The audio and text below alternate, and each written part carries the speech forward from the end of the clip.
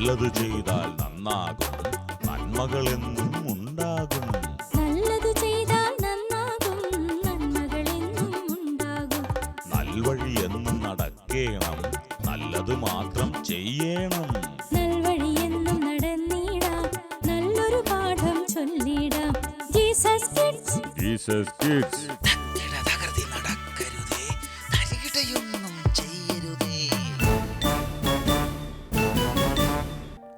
സ്നേഹം ചാലിച്ച് ഭാവനയുടെ തലങ്ങളിൽ സൃഷ്ടിക്കപ്പെടുന്ന ജീസസ് കിഡ്സിലേക്ക് സ്വാഗതം.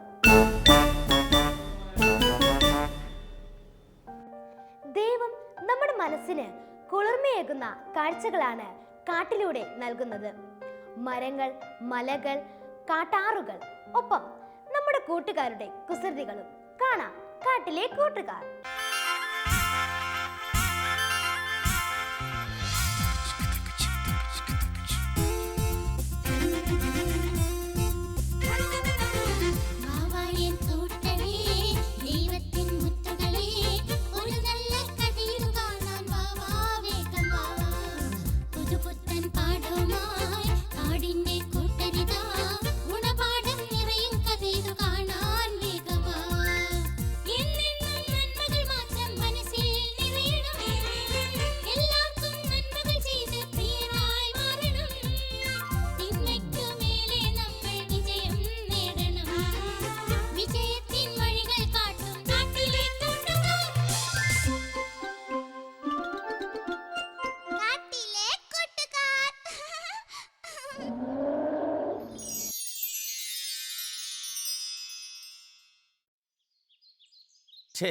നേരം ഇത്ര വൈകി ഗംഭീരനെ കാണാൻ പോകുന്നത് മോശമല്ലേ? ഏയ് അതൊന്നും കുഴപ്പമില്ലെന്നേ. ആ പീലിയെ നോക്കി നിന്നതാ ഇത്രയും വൈകിയത്. സാരമില്ല, നമുക്ക് വേഗം പോയേക്കാം.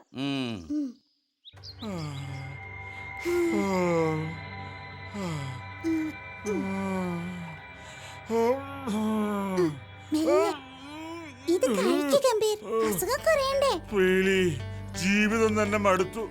എത്ര കാലം വെച്ചാ ഇങ്ങനെ കിടക്കുന്നത്?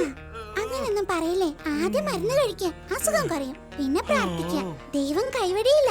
ആ പീലി രാവിലെ വന്നതല്ലേ, നേരം വൈകാതെ വീട്ടിൽ പോകാൻ നോക്ക്. അതൊക്കെ പിന്നെ. ആദ്യം ഗംഭീർ എഴുന്നേറ്റിരുന്ന് മരുന്ന് കഴിക്കും.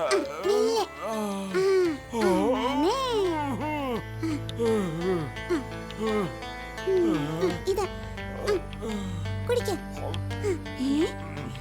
പീലി നിൽക്കുന്നു. എന്ത് പണിയാ പീലി കാണിച്ചത്? പീലിയെ നോക്കി ഞങ്ങൾ എത്ര നേരമായിരുന്നറിയാമോ? ക്ഷമിക്കണം കൂട്ടുകാരെ.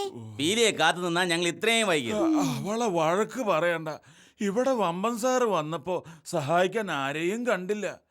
അച്ഛൻ പണിക്ക് പോയി, അമ്മയാണെങ്കിൽ റേഷൻ വാങ്ങിക്കാനും. അപ്പോഴാ വമ്പൻ സാറ് പീലിയെ വിളിച്ച് ഇങ്ങോട്ട് വരാൻ പറഞ്ഞത്. അതെയോ? അപ്പോ പീലി നേരത്തെ വന്നോ? പീലി രാവിലെ വന്നു. എനിക്ക് ഭക്ഷണമൊക്കെ ഉണ്ടാക്കി തന്നു. പിന്നെ ദേ മരുന്നും തന്നു. ക്ഷമിക്കണം പീലി, ഞാൻ അറിയാതെ പറഞ്ഞതാ കേട്ടോ. അതൊന്നും സാരമില്ലെന്നേ. അല്ല, ഇപ്പൊ അസുഖം എങ്ങനെയുണ്ട്? ഓ, ഒന്നും പറയണ്ട. 1-2 ടെസ്റ്റ് നടത്തണം. കണ്ടമാനം പണം വേണമത്രേ. അത് പണമൊക്കെ എവിടുന്നെങ്കിലും ഉണ്ടാക്കാം. ഗംഭീര സമാധാനായിട്ടിരിക്കെ. എന്നെ സഹായിച്ച് എല്ലാവരും മടുത്ത് കാണും. ഓ, അങ്ങനെയൊന്നും പറയാതെ നമുക്ക് എന്തെങ്കിലും വഴി ഉണ്ടാക്കാമെന്നേ. അതേനെ. എന്നാ ഗംഭീരേ, ഞാൻ പോട്ടെ. നിങ്ങൾ വർത്താനം പറഞ്ഞിരിക്കെ. നേരം വളരെ വൈകി, ഞങ്ങളും വരുന്നു. അതെ അതെ. ദേ ഗംഭീരേ, ഭക്ഷണം അകത്ത് എടുത്തു വെച്ചിട്ടുണ്ട്, കഴിക്കണം കേട്ടോ. ഓ ശരി. ദേ ഇതും കഴിക്കാനുള്ളതാ, ഫ്രൂട്ട്സ്. പിന്നെ പണത്തെ കുറിച്ച് ഓർത്ത് വിഷമിക്കേണ്ട, അത് നമുക്ക് എങ്ങനെയും ഉണ്ടാക്കാം. അതെ അതെ, എന്തായാലും ടെസ്റ്റ് മറ്റും നടത്തണം. ഓ ശരി കൂട്ടുകാരെ. എങ്കിൽ ഞങ്ങൾ പോയിക്കോട്ടെ. എന്നാ പോയേക്കോ കേട്ടോ. ഓ താങ്ക്സ്. ഓ, ഇത്രയും സ്നേഹമുള്ള കൂട്ടുകാര് നൽകിയ ദൈവമേ, നീ എത്ര നല്ലവൻ.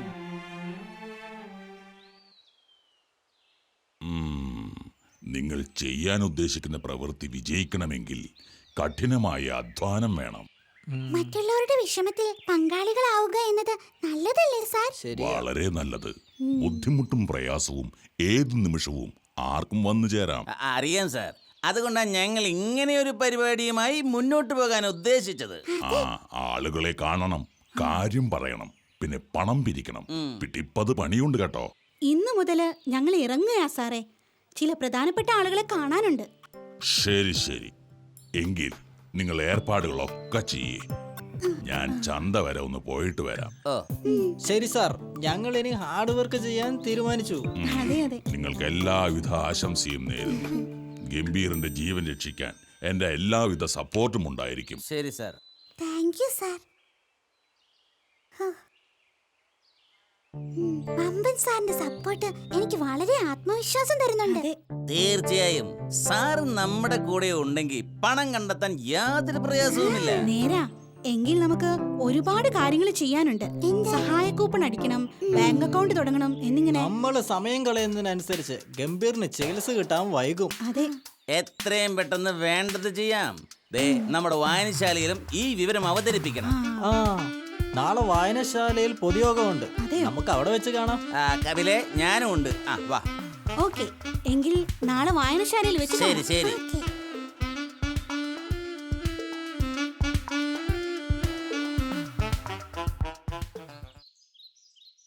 ഗംഭീർ സഹായനിധി.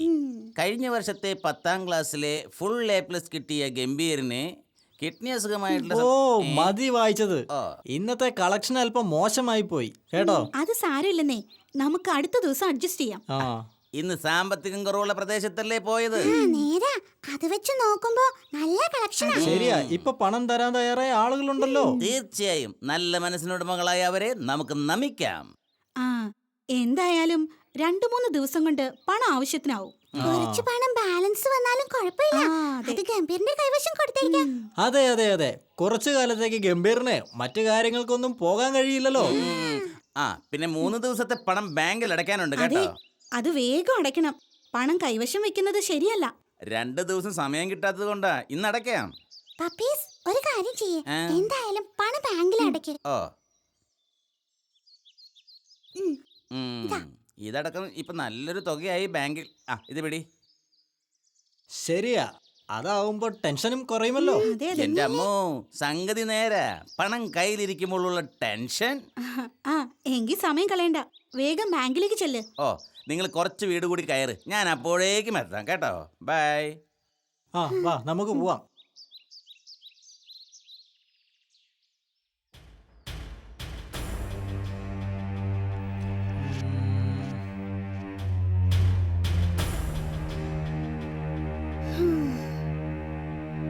എന്നാലും അവൻ ഈ ചതി ചെയ്യുമെന്ന് ആര് കണ്ടു? അവൻ മുങ്ങിയത് തന്നെയാണോ? പിന്നല്ലാതെ. അവൻ പണവുമായിട്ട് ബാങ്കിൽ എത്തിയിട്ടില്ല. എന്തായാലും ആ പണം കൊണ്ട് അവൻ രക്ഷപ്പെട്ടില്ല. പാവം ഗംഭീർ, നമ്മൾ ഇനി അവന്റെ മുഖത്ത് എങ്ങനെ നോക്കും? എന്തായാലും അവനെ വെറുതെ വിടരുത്. എവിടെ ആയാലും കണ്ടെത്തണം. പിന്നില്ലേ, എന്തായാലും നമുക്ക് വമ്പൻ സാറിനെ കണ്ട് കാര്യം പറയാം. നേരാ, സാർ എന്തെങ്കിലും പോംവഴി കാണാതിരിക്കില്ല. എന്നാ പിന്നെ നേരം കളയണ്ട, വാ നമുക്ക് പോയേക്കാം. എഴുന്നേക്ക്. ओ ज़ाती रे तेरे बिना भी क्या जीना, तेरे बिना भी क्या जीना, भूलों की गलियों में सपनों के മക്കളെ എല്ലാവരും ഉണ്ടല്ലോ. പിരിവിനിറങ്ങിയതായിരിക്കും അല്ലേ? എന്താ എന്താ മുഖത്തൊരു തെളിച്ചമില്ലാത്തത്? അത് പിന്നെ സാർ. കാര്യം പറ സാർ. ആ പപ്പീസ് ഞങ്ങളെ ചതിച്ചു. നിങ്ങൾ എന്താ പറയുന്നത്? അതെ സാർ, പിരിച്ച പണവുമായിട്ട് അവൻ മുങ്ങി. ഏയ്, അങ്ങനെ വരാൻ വഴിയില്ലല്ലോ. അവൻ അത്തരം ആളല്ല. ഞങ്ങളും അവനെ വിശ്വസിച്ചു സാർ. അവൻ പണവുമായിട്ട് ബാങ്കിൽ എത്തിയിട്ടില്ല. ഓഹോ, അങ്ങനെയാണോ? ഞാൻ ബാങ്ക് മാനേജറെ ഒന്ന് വിളിച്ചു നോക്കട്ടെ. അത് നല്ല ഐഡിയ. സാറൊന്ന് വിളിച്ചു നോക്ക്.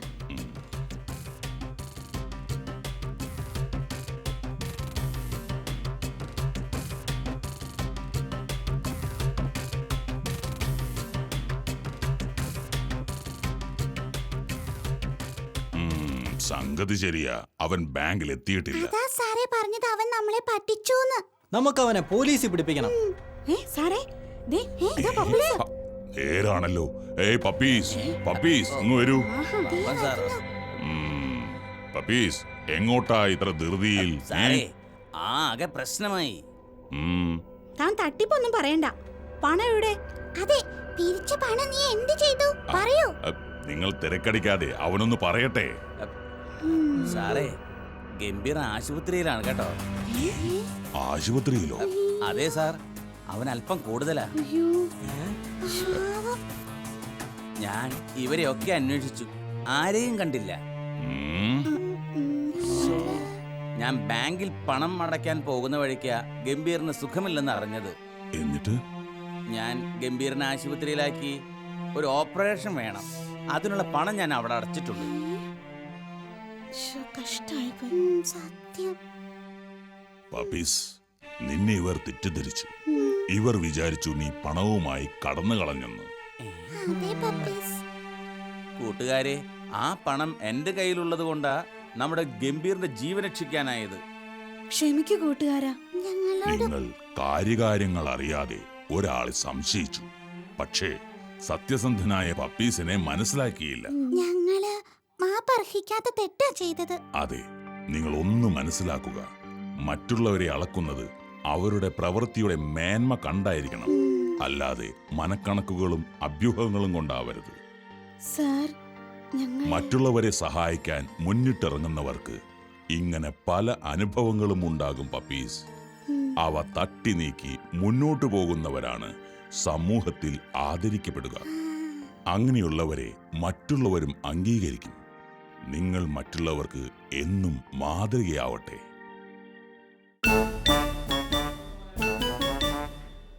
കുസൃതികളിലൂടെ നന്മയുടെ പാഠങ്ങളിലെത്തുമ്പോൾ സർഗാത്മകതയുടെ ലോകത്തേക്ക് ഇതാ ഒരു വഴി. കാണാം മാണിക്കച്ചിപ്പ്.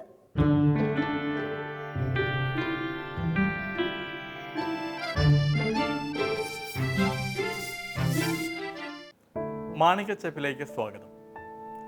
ഇന്നത്തെ നമ്മുടെ ചിന്താവിഷയം എന്ത് പാത്രമാണ് ഞാൻ. അപ്പം ഈ ചിന്താവിഷയത്തിന് നമുക്കൊരു ആക്ടിവിറ്റി ഉണ്ട്. ആ ആക്ടിവിറ്റി ചെയ്യാനായിട്ട് വേണ്ടത് A4 വലുപ്പത്തിലുള്ള ഒരു പേപ്പറാണ്. പക്ഷേ ഈ പേപ്പർ അല്പം കട്ടിയുള്ള പേപ്പറാണെങ്കിൽ വളരെ നല്ലതായിരിക്കും. അപ്പോൾ ആദ്യമേ അധികം കട്ടിയില്ലാത്ത പേപ്പറിൽ നിങ്ങളിപ്പം ഉണ്ടാക്കി പഠിക്കുക. അതിനുശേഷം ഇച്ചിരി കട്ടിയുള്ള പേപ്പർ എടുക്കുക. കാർഡ് പേപ്പറായിരിക്കും നല്ലത്. ഈ സ്ക്രാപ്പ് ബുക്കിലൊക്കെ കിട്ടുന്ന. ഇവിടെ ഞാൻ പേപ്പർ ഉണ്ട് എൻ്റെ കയ്യിൽ. ഇത് ഇച്ചിരി കട്ടിയുള്ള പേപ്പറാണ്, കണ്ടോ?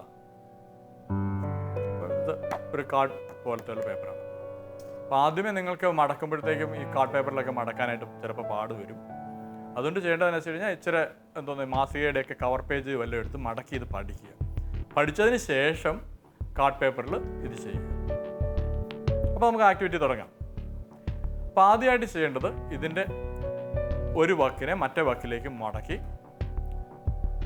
ഒരു മടക്കുപാട് ഉണ്ടാക്കുക എന്നുള്ളത്.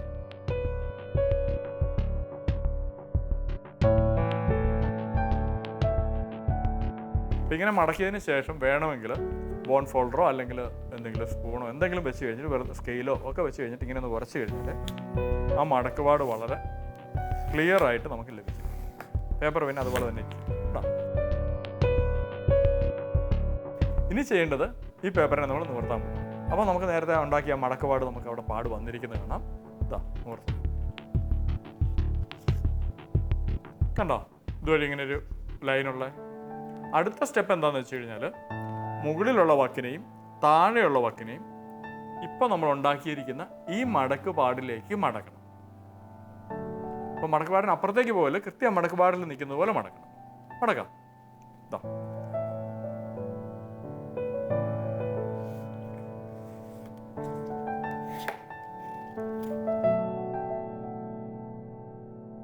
ഇതുപോലെ തന്നെ താഴെയുള്ള വക്കിനെയും മടക്കണം.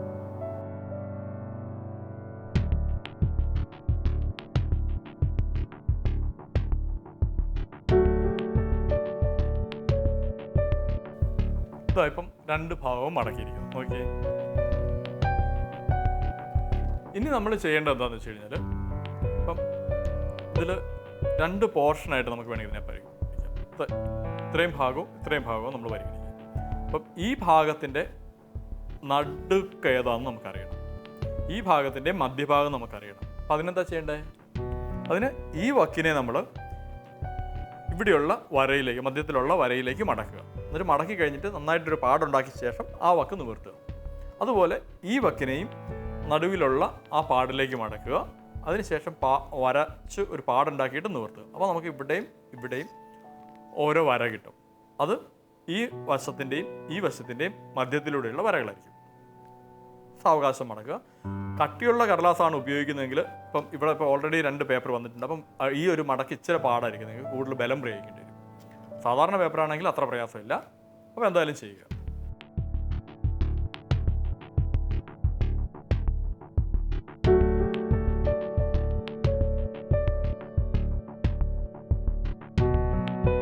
ഇപ്പം ഒരു വശം മടക്കിയിട്ടുണ്ട്. ആ മടക്കിയ വശം എന്താ ചെയ്യുന്നത് വെച്ച് കഴിഞ്ഞാൽ അങ്ങനെ മടക്കുപാട് ഉണ്ടാക്കിയതിന് ശേഷം ഇങ്ങനെ ജസ്റ്റ് തുറന്ന് വെച്ചേക്കാം. അപ്പോൾ നമുക്ക് ആ മടക്കുപാട് കാണാൻ പറ്റും. ഇനി ഇതുപോലെ നമ്മൾ താഴെയുള്ള വക്കിനെയും മടക്കാൻ പോകണം.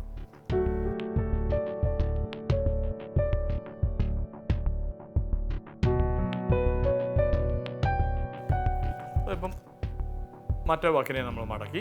ആ മടക്കിയ സാധനം അവിടെ എന്ത് വെച്ച് കഴിഞ്ഞാൽ ഇങ്ങനെ നമ്മൾ നന്നായിട്ട് അമർത്തി വരച്ച് പാടുണ്ടാക്കിയതിന് ശേഷം അത് നമ്മളിങ്ങനെ നിവർത്തിക്കുക. അപ്പം നമുക്ക് ഇതാ ഇവിടെ ഒരു ലൈൻ ഉണ്ട്, ഇവിടെ ഒരു ലൈൻ കിട്ടിയിട്ടുണ്ട്. ഇനി അടുത്ത സ്റ്റെപ്പ് നോക്കുക. അപ്പോൾ ചേട്ടാ ഈ 4 മൂലകളും അതിൻ്റെ ഇപ്പം ഈ ഒരു വരയില്ല, ഈ വരയുടെ ഇവിടുന്ന് ഇങ്ങോട്ടുള്ള ഭാഗം വരുന്ന വക്കും ഈ വരയിലേക്ക് മടക്കണം. ഞാൻ കാണിച്ചു തരാം, നോക്കിയുള്ളൂ. ഇങ്ങനെ പിടിച്ചു കഴിഞ്ഞിട്ട് നിങ്ങൾ മടക്കുമ്പോൾ മേശപ്പുറത്ത് വല്ലതും വെച്ച് മടക്കുവാണ് നല്ലത്. ഇതിപ്പോൾ നിങ്ങളെ കാണിക്കാനുള്ള സൗകര്യത്തിനാണ് ഞാനിങ്ങനെ പിടിച്ച് മടക്കുന്നത്. ഈ ഒരു ഭാഗം നമ്മൾ ഇങ്ങനെ ചെരിച്ച്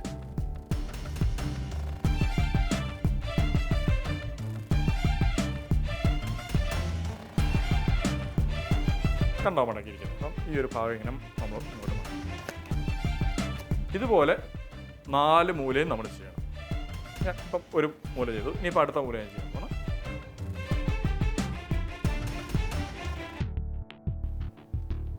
ഇനിയിപ്പോൾ 2 മൂല നമ്മൾ ചെയ്തു, ഇനിയിപ്പോൾ അടുത്ത 3ാമത്തെ മൂല. ഓരോ പ്രാവശ്യം ഇങ്ങനെ മടക്കുമ്പോഴും നമ്മൾ ആ മടക്കിയ പോർഷനിൽ നന്നായിട്ടൊന്ന് അമർത്തണം. അല്ലെങ്കിൽ പേപ്പർ ചിലപ്പോൾ പെട്ടെന്ന് തുറന്നു പോകും, അല്ലെങ്കിൽ ഇത് കഴിഞ്ഞിട്ടുള്ള സ്റ്റെപ്പ് നമുക്ക് പാടില്ല. ഇനിയിപ്പോൾ ഒരു മൂലയും കൂടി ഉണ്ട്, ഇതാ ഇവിടെ. അപ്പം അതും നമ്മൾ മടക്കും.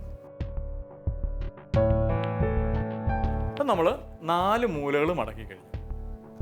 ഇനി നമ്മൾ നോക്കിക്കഴിഞ്ഞാൽ ഇപ്പം ഇതിൻ്റെ ഇവിടെ ഇപ്പം ഇങ്ങനെ കടലാസിൻ്റെ ഒരു പാളി കാണാം അല്ലേ.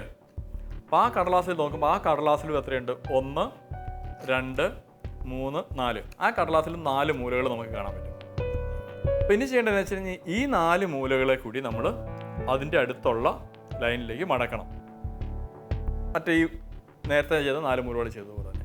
അപ്പോൾ ഇത് എന്താ വെച്ച് കഴിഞ്ഞാൽ ഈ ഒരു മൂല എടുത്തു കഴിഞ്ഞിട്ട് നമ്മൾ ഇങ്ങോട്ട് മടക്കും.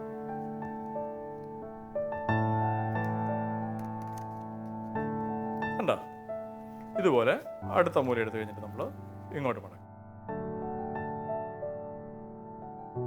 ഇനി 2 മൂലകൾ കൂടിയുണ്ട്. അപ്പം സൗകര്യത്തിന് വേണ്ടി ഇങ്ങനെ പിടിച്ചിട്ടുണ്ട്. ഈ മൂലയും കൂടെ നമ്മൾ ഈ വരയിലേക്കും ഈ വരയിലേക്കും മടക്കണം. ഇനി ഒരെണ്ണം കൂടിയേ ഉള്ളൂ, അത് ഇതിനെ നമ്മൾ ഈ വരയിലിട്ട് മടക്കണം. അപ്പം നമ്മൾ 8 മൂലകളും മടക്കി കഴിഞ്ഞിരിക്കുന്നു. ഇനി അടുത്തതായിട്ട് ചെയ്യേണ്ടതെന്ന് വെച്ച് കഴിഞ്ഞാൽ ഇപ്പം നമുക്ക് ഈ നടുക്ക് ഇങ്ങനെ കടലാസിൻ്റെ ഇങ്ങനെ ഫ്ലാപ്പായിട്ട് കാണാം, കണ്ടല്ലേ, ഇങ്ങനെ വിട്ടുപോയിരിക്കുന്നത്. അപ്പോൾ ചെയ്യേണ്ടത് ഇതിൻ്റെ ഒരു ഫ്ലാപ്പിനെ നമ്മൾ എടുത്ത് കഴിഞ്ഞിട്ട് ലെഫ്റ്റ് സൈഡിലേക്ക് മടക്കും, മറ്റേ ഫ്ലാപ്പിനെ നമ്മൾ എടുത്തിട്ട് റൈറ്റ് സൈഡിലേക്ക് മടക്കും. പക്ഷെ അങ്ങനെ ചെയ്യുമ്പോൾ ഒരു കാര്യം ശ്രദ്ധിക്കണം, നമ്മളിപ്പം ഓൾറെഡി ഇവിടെ മടക്കി വെച്ചിരിക്കുന്ന 4 കോർണേഴ്സ് ഉണ്ട് 2 സൈഡിലും. അപ്പോൾ അതിങ്ങനെ മടക്കുമ്പോഴത്തേക്ക് അത് വിടർന്നു പോരാനുള്ള സാധ്യതയുണ്ട്. അപ്പോൾ അത് വിടർന്നു പോകാത്ത രീതിയിൽ വേണം നമ്മൾ മടക്കാനായിട്ട്. ഇത് അങ്ങനെ പോരാൻ പാടില്ല. അപ്പോൾ നമ്മൾ ശ്രദ്ധയോടെ ഇങ്ങനെ വെച്ച് കഴിഞ്ഞിട്ട് അകത്തോട്ട് കയറ്റി വെച്ച് കഴിഞ്ഞിട്ട് ഇത് ഇങ്ങനെ മടക്കുമ്പോൾ ഇതിങ്ങനെ പോകുന്നുണ്ടോ. ഇപ്പം നമ്മൾ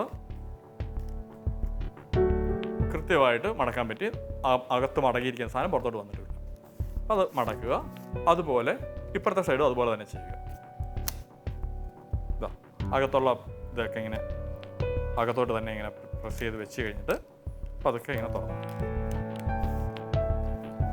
ഈ ഒരു ആകൃതി ആയിരിക്കും ഇപ്പം നിങ്ങൾക്ക് കിട്ടിയിട്ടുണ്ടാവുക അല്ലേ. ഇനി അടുത്തത് ചെയ്യേണ്ടത് എന്നാന്ന് ഞാൻ കാണിച്ചു തരാം. അത് നിങ്ങൾക്ക് സൗകര്യത്തിന് വേണ്ടി ഞാനിതിൽ ഒരു വര വരച്ചിട്ട് കാണിക്കാം.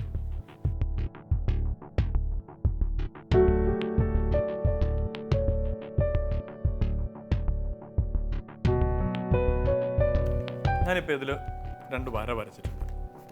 വര നിങ്ങൾ വരയ്ക്കേണ്ട ആവശ്യമൊന്നുമില്ല, നിങ്ങൾക്ക് വ്യക്തമാകാൻ വേണ്ടിയാണ് ഇങ്ങനെ വര വരച്ചിരിക്കുന്നത്.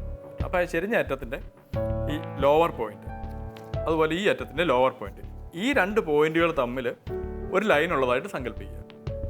എന്നിട്ട് ആ ലൈനിൽ കൂടെ ഒരു മടക്കുണ്ടാക്കുക. ഇതെങ്ങനെ ഇതുപോലെ തന്നെ താഴെയും ചെയ്യുക. ഇവിടെ ഞാനൊരു വര ഉണ്ടാക്കിയിട്ടിട്ടുണ്ട്. അപ്പം ഈ വരയിലൂടെ, അതായത് ഈ 2 പോയിന്റിന് യോജിപ്പിക്കുന്ന ഒരു രേഖ പോലെ, ഒരു ലൈൻ പോലെ നമ്മളൊരു വര ഉണ്ടാക്കുക.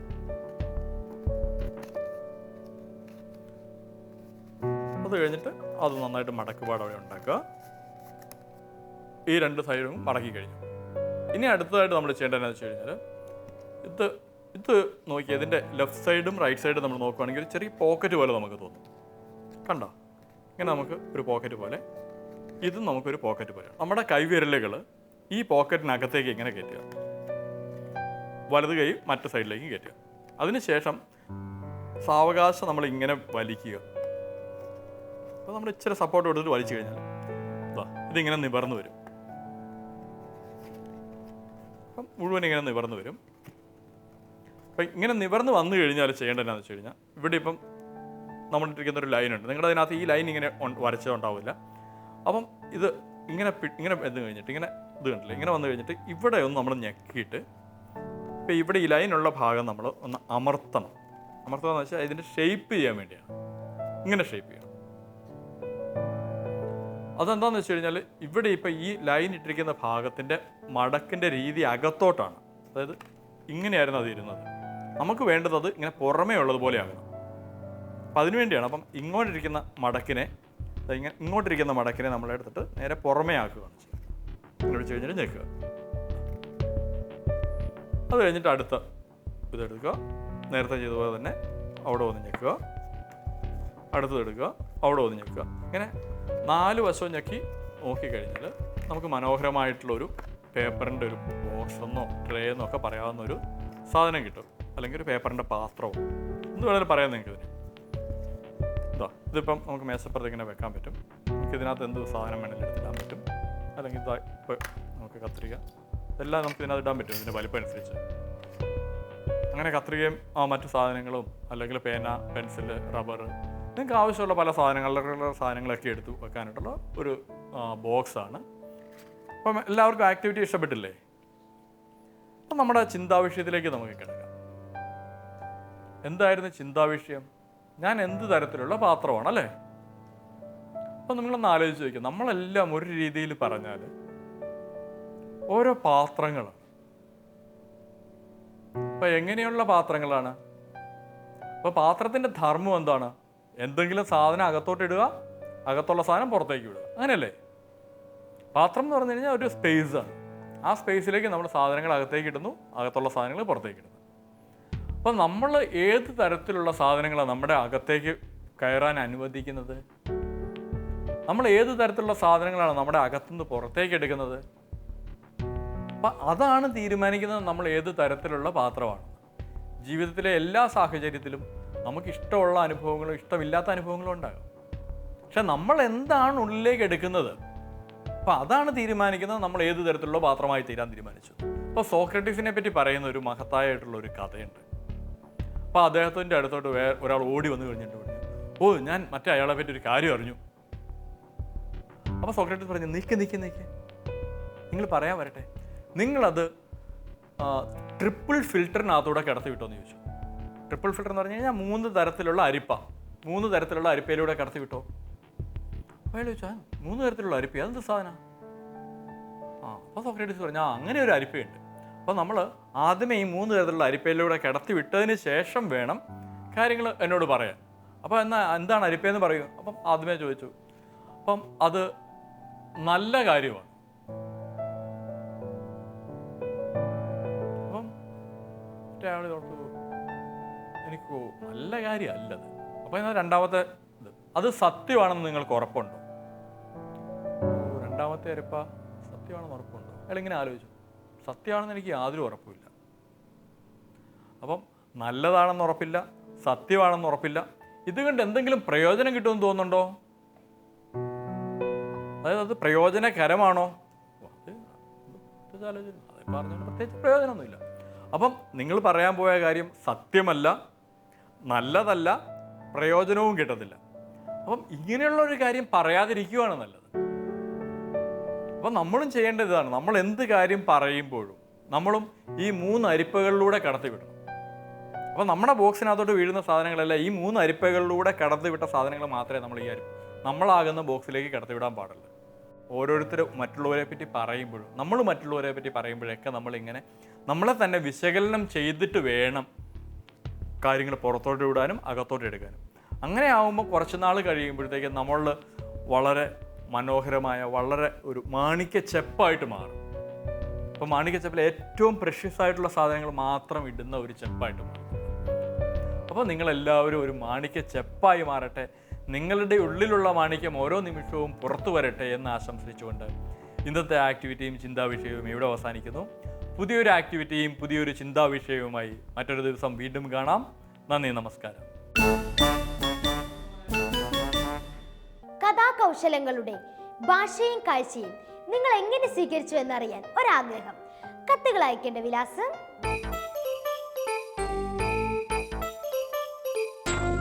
ഞങ്ങളുടെ വിലാസം the producer Jesus kids Shalom TV, Peruvannamuzhi PO, Kozhikode.